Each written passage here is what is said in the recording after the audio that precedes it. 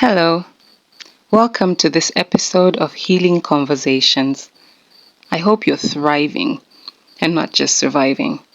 I hope you're making that continuous, conscious choice to thrive because it is a choice.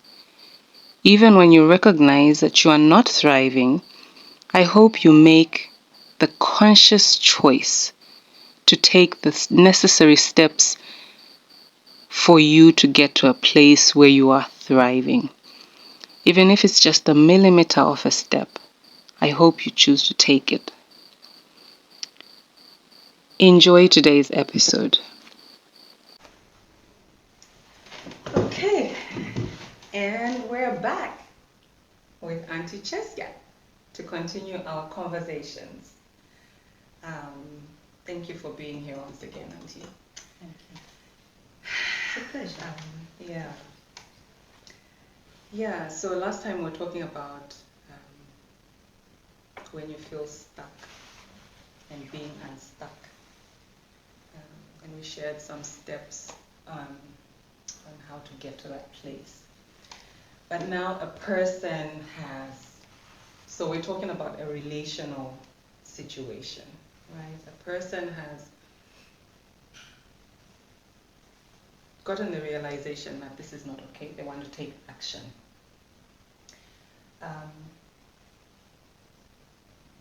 How do they do that?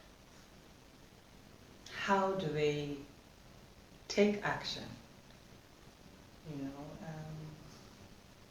And I remember, I know behind the scenes we spoke about how that you need community. You can't do this alone. So again, I'll share a bit on my part. I had a support system because really we are meant to do life with others. Right at the beginning, God said about Adam, it's not good for man to be alone. And this is just a general theme that goes throughout the Bible. Two is better than one, So there's that other scripture that talks about how that one can chase away 1,000, two can chase away 10,000. The math doesn't even math. It doesn't even math, So really doing it alone is not possible. And maybe that's one of the reasons that sometimes we stay in situations for so long because we feel like we are alone. Like no one really understands what we're going through, what we're dealing with. Maybe the people we're talking to are not in our situation.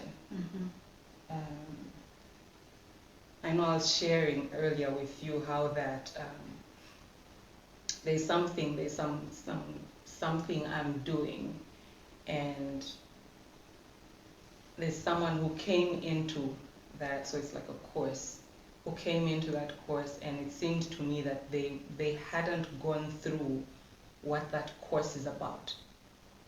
And just something rose up in me, nothing against the person, but it's like, what are you going to tell me? You've never been in this situation, kind of thing. And that's like they have theoretical knowledge, yes, but not. Yes. They haven't had the experience. They haven't had the experience. So then, how do you help me? So sometimes I think that's sort of something that, I don't know if this resonates with you, but you feel like people who you're talking to don't really understand because they haven't been through it. And so you still feel like you are alone. But then we spoke about how that you are not alone. You're not. It might look like it, it might feel like it, but you are not. The Bible says there's nothing new under the sun. So what you are going through, someone else has or is going through. having said that, that's why it's so important. So I go back to what I was trying to say earlier, that we need community as we, navigate these spaces. And so for me, some of that community, maybe you can share first, Auntie, how that community looked like for you, that supported you in, those steps of walking away after, you did walk away. First of all, getting out, like we've spoken about earlier, was not easy. When I say I took action, I had to plan that action. It didn't just come. So I had to plan that action. For me, it was, I planned, because for me there was no other way but to leave. Yeah. That situation was not going to be rectified. Yeah. And so it was, okay, how do I leave? And I just couldn't get up and go. It's not in my nature, So I planned how I would leave. And for me, it was like, if he just even points a finger at me. That's how tired you got. That's how tired I got. It was, even if he just tries, stretches out the hand like to slap. But for me, it was even just pointing a finger. I said, I'm getting up and going. And that's exactly what happened. Shoved my things into a little bag, a backpack, and was gone. It was late at night. But because it was there, that I'm going to take action, I took it and I left. And in doing that, even in planning, I knew that I had the support of this friend, the one who had spoken and said, I don't want to hear anymore. The one who dared talk to you like that. So I knew that she had my back. And for me, my family was also there all the time, very, very supportive. And as I navigated leaving and the loss of this relationship, that was also so real. It's so real, and it was just very, very difficult because you can remain in this cocoon. It's uncomfortable, it's difficult, but you're there. So, and then I met a wonderful woman. She's late now, but she just took me under her wings and discipled me. She discipled me and reinforced this thing that had come into me, that I had value. Yeah. She reinforced that with the word of God, with her words of affirmation. Her and her husband just took me under their wing, but she was particularly instrumental. She followed me up on those very dark days when I thought, have I done the right thing? I mean, within me, I knew that I had taken the right step. But you have the days of regret, the days of regret, the days of doubt. But she was just, for me, somebody who stood there and walked with me, and I began to see the light. I began to see the light. I saw the light, and I walked towards it because of, my friend, my family, and then this woman who discipled me. So we need people. We need community to help us. And that's why we're here, to help you have that community if you feel like you don't have it. To know that we are here, and you're not alone, and you shouldn't be alone. For me, what that community looked like was mainly my church family. There was a group of ladies that, especially at the point where I decided I'd had enough, where I got really tired. Like you said, if you just point a finger, for me, it was just because we had gone through counseling several times, and nothing was changing, and I just said, I'm not going to continue teaching my daughter that this is okay. Yeah, so I had a community of women that walked with me for a time. Even now, there are some who are still. One of them is the one who introduced you to me. A wonderful woman. Yes. Shout out to you. You know yourself. Yeah. And they walked with me. There were days I would just call and I'm just ranting and raving, and they were there. They would listen, they would support, we would pray, we would cry together. They would help me even with, physical things, food at home, things like that. There was a time I actually even got sick from stress. I was hemorrhaging or something like that. I forget the technical term. But I had to be admitted in hospital, blood transfusion and all, and they were there, Yeah, so I had a support system. I know that if I had been alone, no, I wouldn't be here today. So one of the biggest things that we would say is find people to walk with you. And I think something that's also very important to talk about is how that, again, like we said, no one can take action for you, and no one can be tired for you of the situation. But also, in now your road to recovery, no one can, you have to take full responsibility of your road to recovery. It's like at the hospital, the doctor will give you medicine. Who has to take it? The doctor won't take it for you. Your family won't take it for you. So even in your road to recovery, as we're saying, you need community. If you reach out to someone and you feel like they're not listening or they're not, keep looking. Don't stop there and just say, I tried. No, keep looking until you find the help you need. Because it's you who needs the help anyway, In Bemba, each kalipa chumfomwine, or something like that. You are the one who's feeling the pain, so you have to look for the help that you need.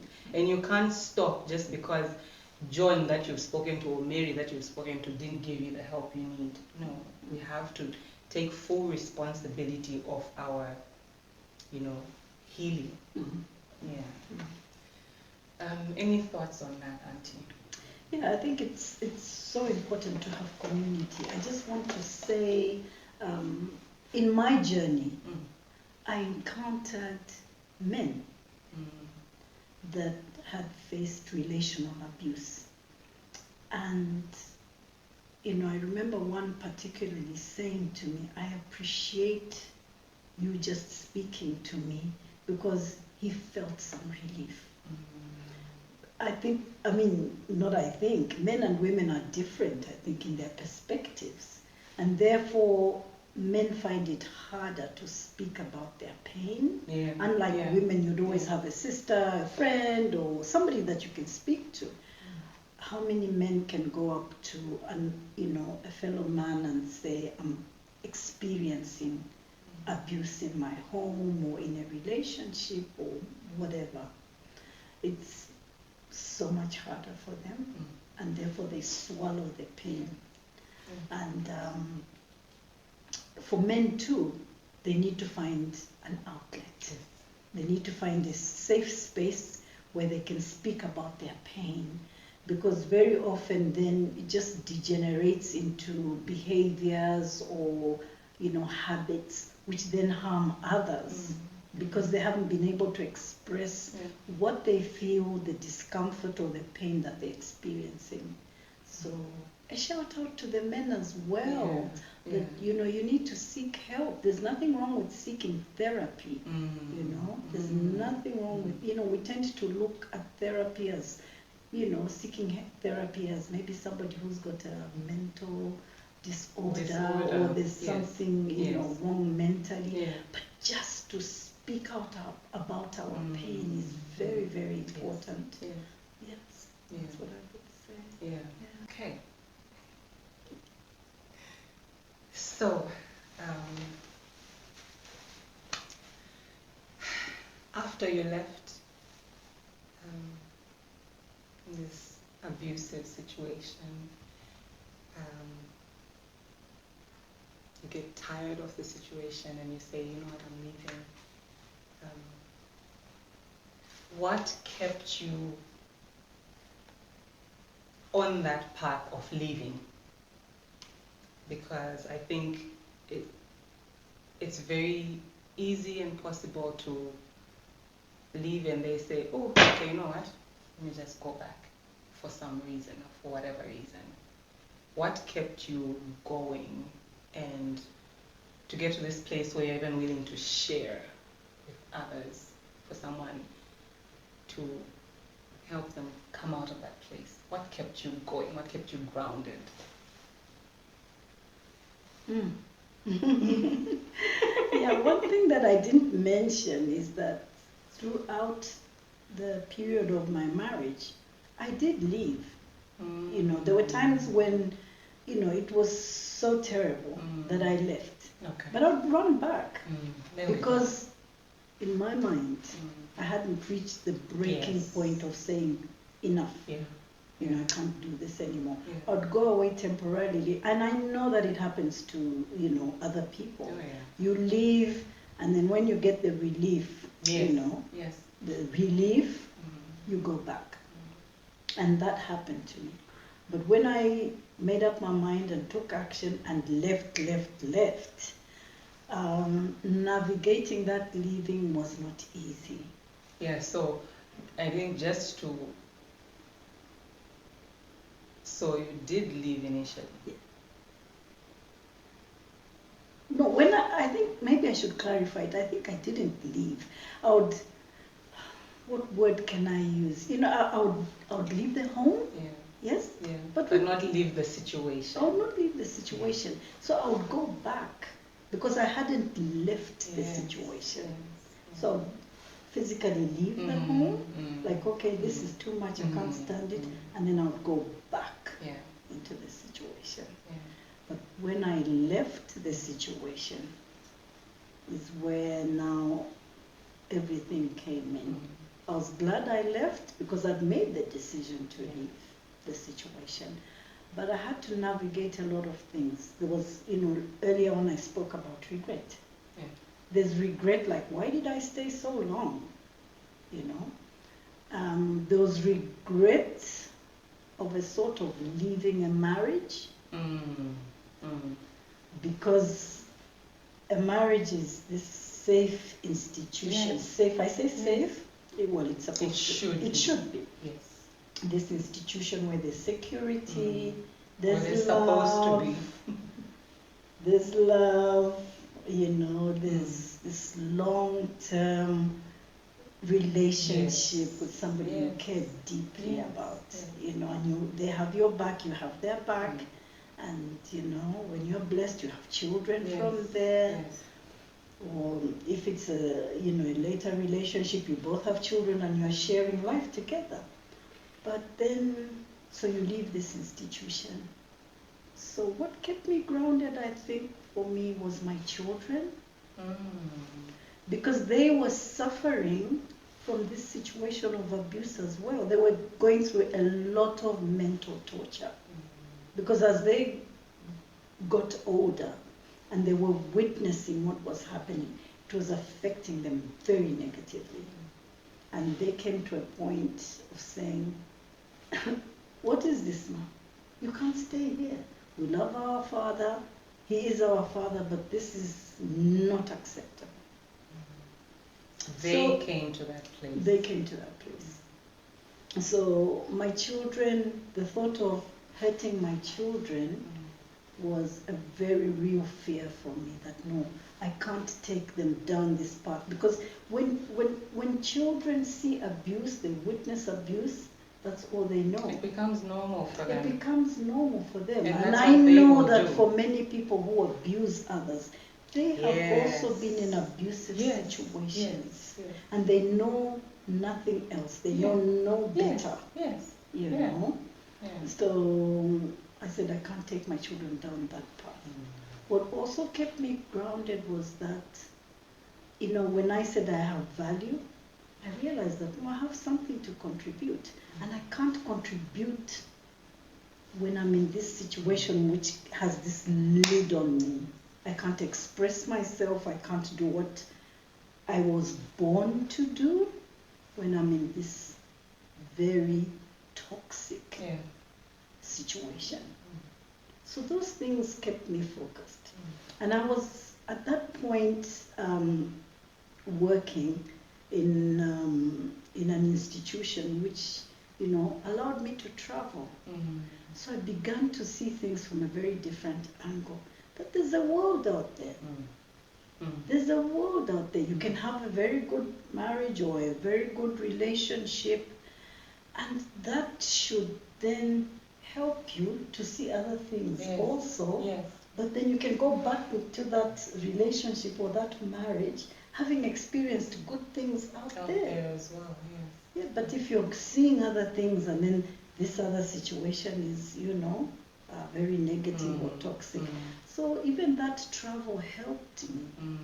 I began to see things from a very different perspective. The Bembas say, I'm quoting too much Bemba. And you're not even I'm not even Bemba. Oh my word, the Bembas will have a field day with this. They say, Umwana shenda, atasha ninokunaya.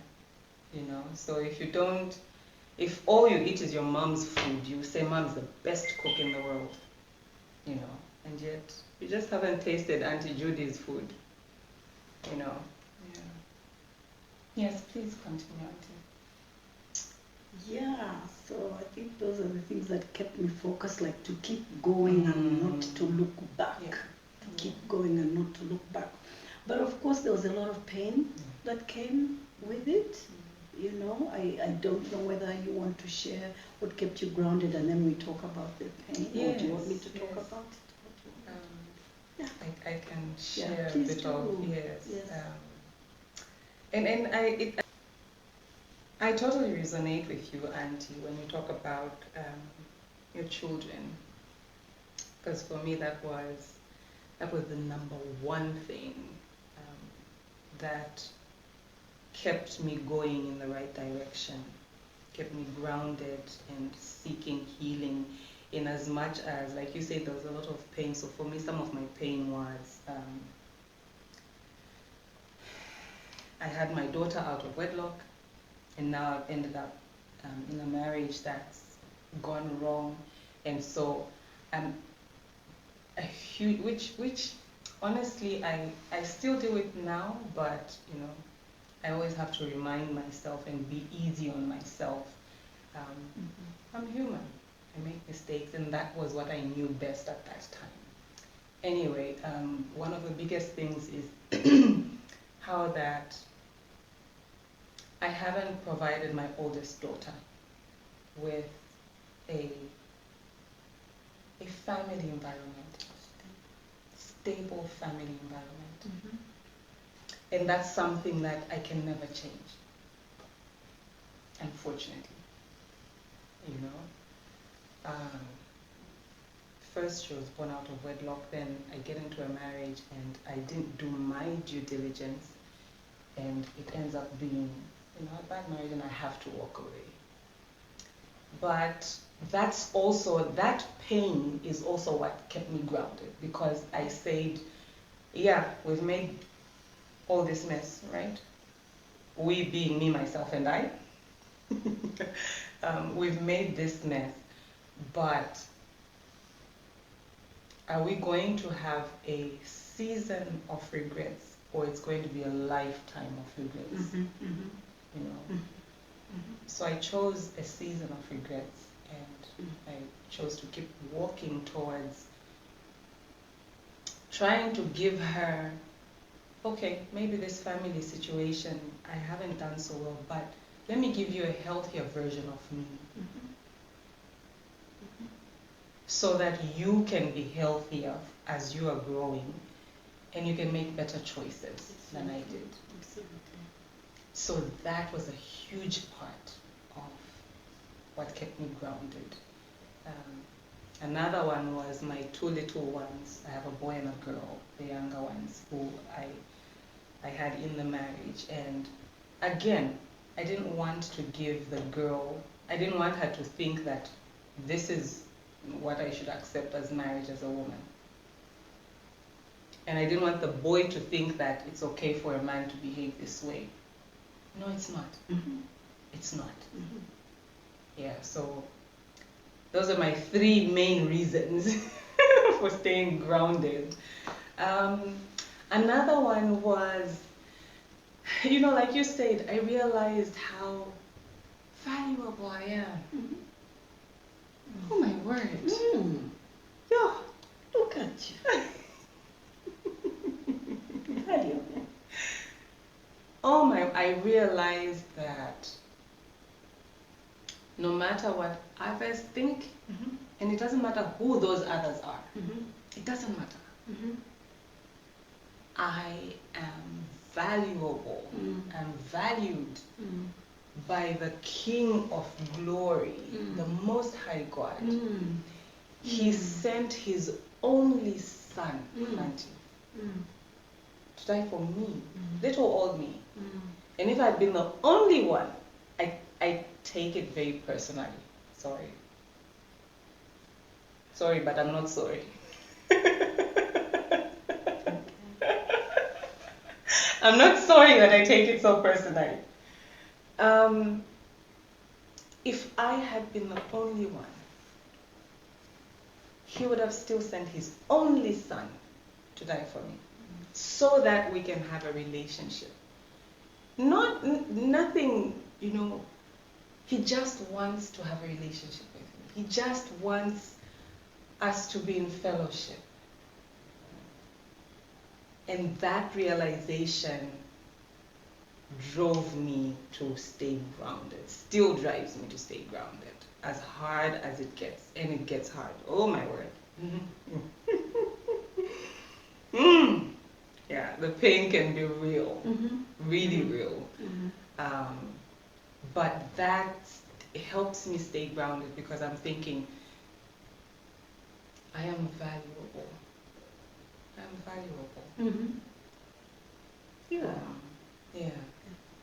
We all are. We all We are. all are. So yeah. are you. Yeah, we all are valuable. Yeah. We And have something to you contribute. need to get to that place where you realize it, like Auntie Chesya said earlier. You realize it, and you know it from here, not from here. Another thing that kept me grounded was I am a dreamer. I want to do so much. And That's a good one. That's a yeah, good one. I'm a dreamer. I want to do so much, and I wanted to be free. I want to be free enough to explore life and just live life and enjoy life. Yeah. So those are some of the things that have kept me grounded, and then through the pain and through the the struggle, just this is who we want to be, Jabo. This is where we are going. So let's keep going. Yeah. I mean, and when you, if you have dreams, a spouse should support those dreams, right? Yeah. And if you're in a work situation where you're facing abuse, a supervisor should be able to support those dreams, because it means then the institution or the department grows with people who have dreams. And just like in a marital situation, the marriage grows and thrives when each one is able to dream and be supported by the spouse. So speaking about, just being focused, what sort of things then caused pain with the leaving for you? Yo. Touchy? Oh, touchy. But this is what we're here for. Yes, to share. Real conversation.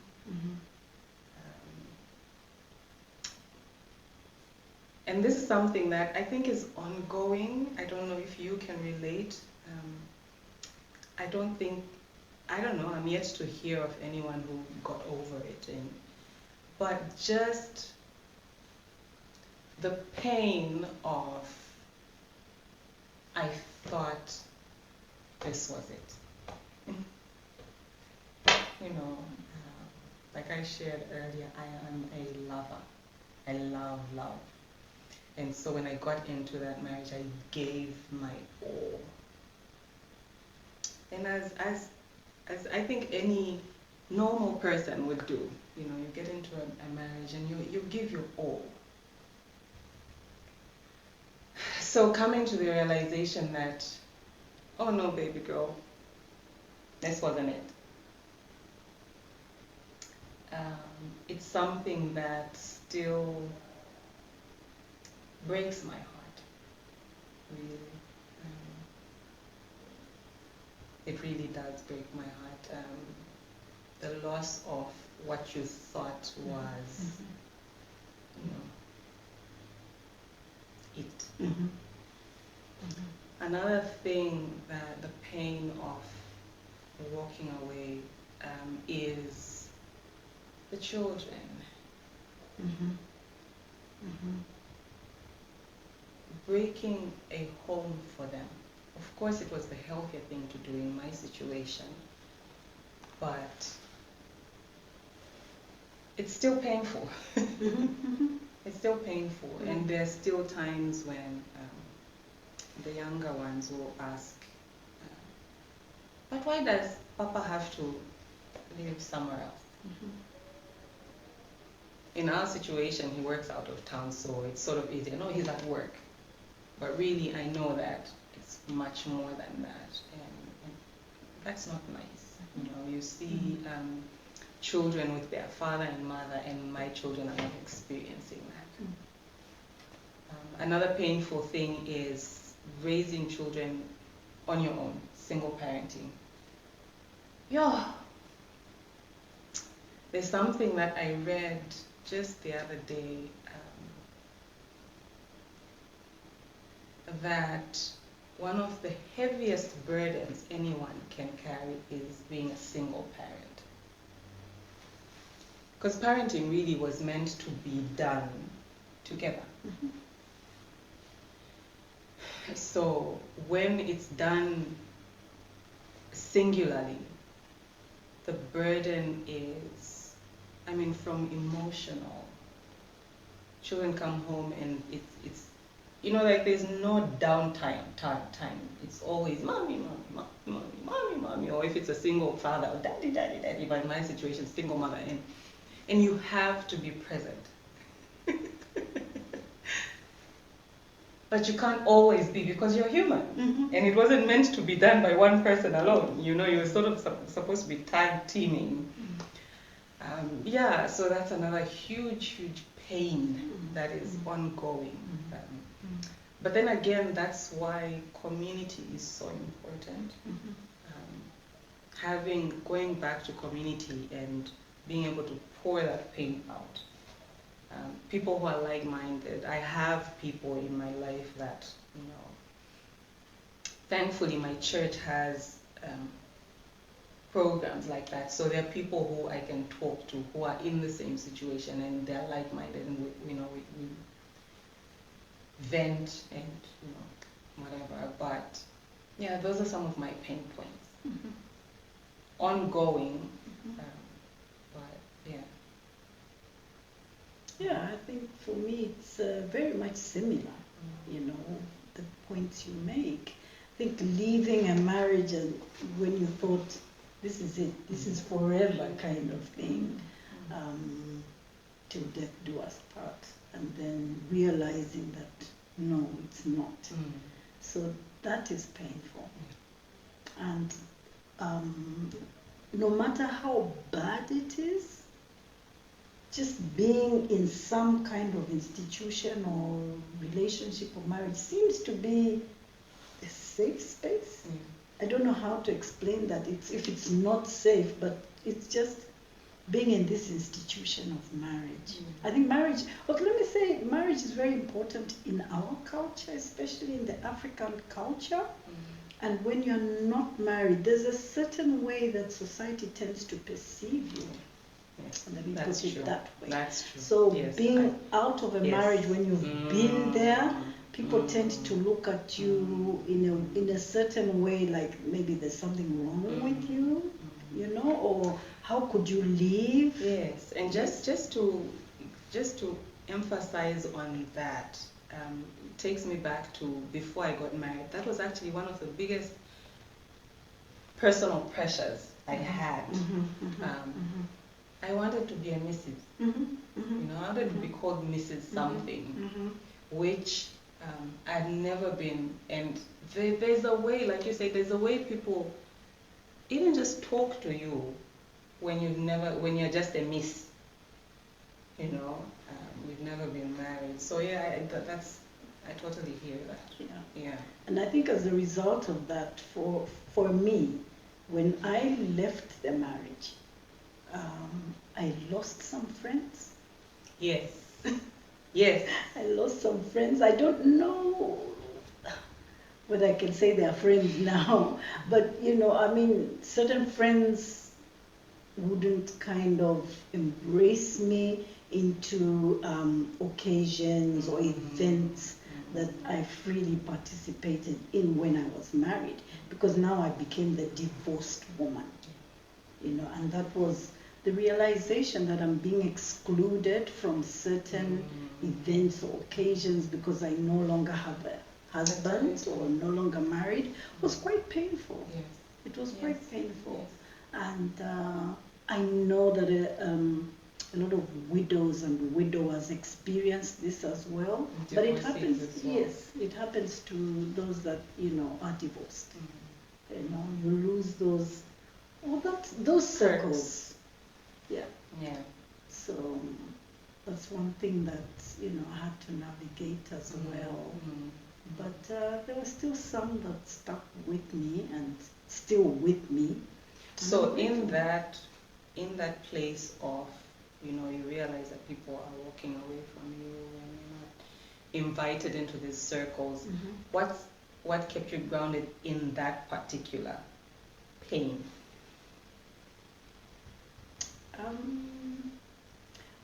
Maybe I reversed it a little. Okay. And I thought, if a friend is a friend, that person is a friend. And if they begin to exclude you from their circles or certain events, Because then of are they your really, circumstance. because of my circumstances, then I said to myself, are they really a friend? You know?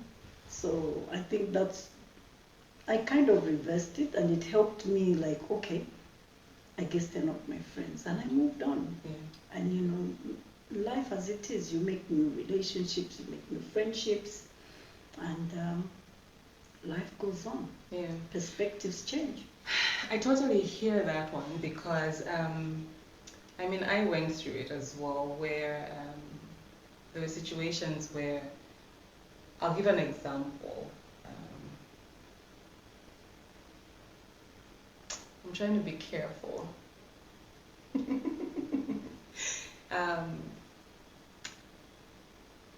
There is a certain level of disrespect, like I spoke about, you know, where you know your worth, you know that I'm not going to be spoken to in this manner.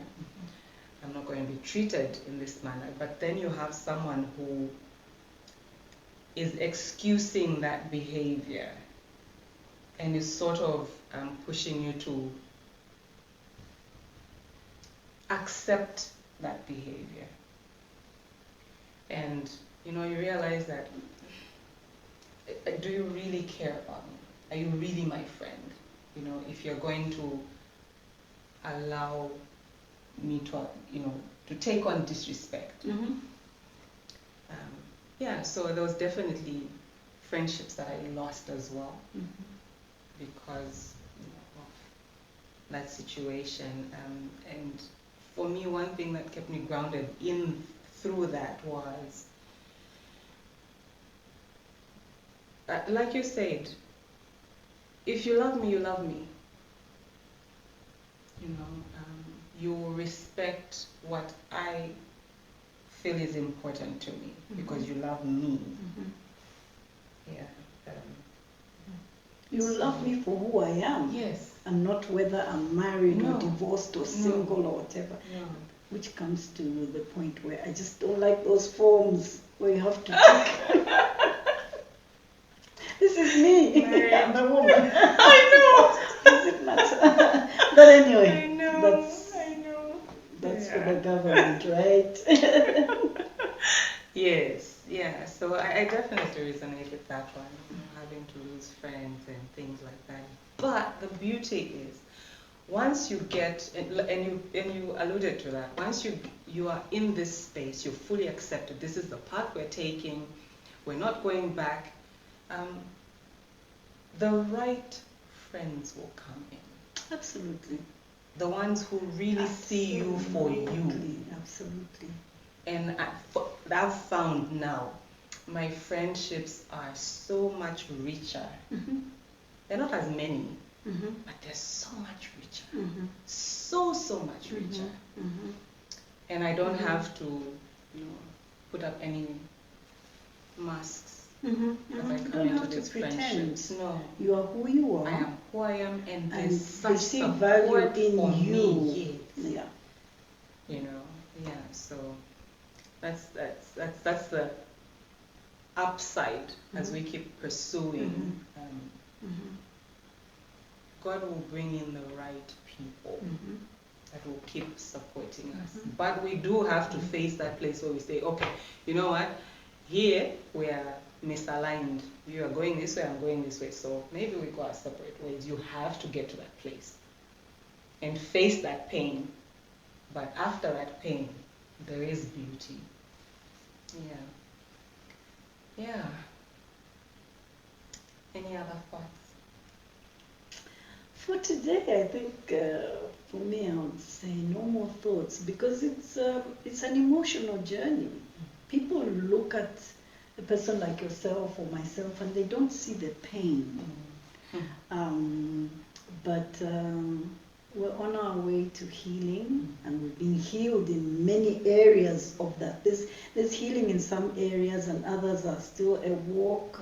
One of the things maybe I would say is still a walk for maybe myself, is trying to get out of that cocoon of being liked.